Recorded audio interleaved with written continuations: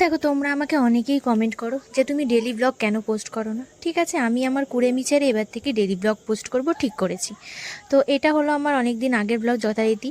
তো এটা আমি আইব্রু করতে গিয়েছিলাম, সেটারই একটা ব্লগ। আর এই যে আমি ভেতরে গিয়ে বসে পড়েছি, বাইরে কিন্তু আমার জন্য একজন অপেক্ষা করছে।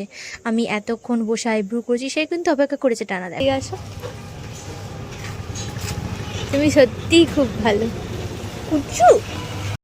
তা ভুরু প্লাক করেছি, একটু ক্যাত মেরে দেখাবো না? এই গাড়ি আলোতে একটু চেষ্টা করছিলাম ক্যাত মেরে দেখানো যে আমাকে কেমন লাগছে দেখতে।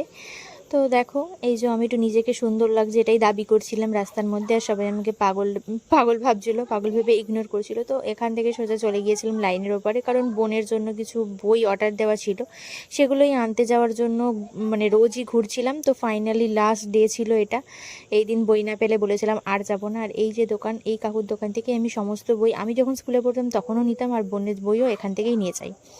তারপর ওখান থেকে সোজা চলে গেলাম আমার ফুচকা দাদুর দোকানে, যেখান থেকে আমি ফুচকা খেতে প্রচণ্ড ভালোবাসি। আমাদের হালি শহরে এই একটা ফুচকার দোকান, যেটা থেকে ফুচকা একদম মানে কোনো রকম কোনো অভিযোগ করা যাবে না এই ফুচকার ব্যাপার। মানে যেরকম সুন্দর খেতে সেরকম সুন্দর আলু মাখে দাদু, আর সেরকম টেস্ট টক জলটা।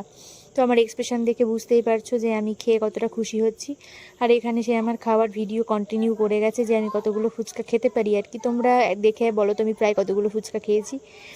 এই ভিডিওর কমেন্টে তোমরা অবশ্যই জানিয়ে যাও যে তোমরা আমার ডেলি ব্লগ দেখতে চাও কি না। Tata, by.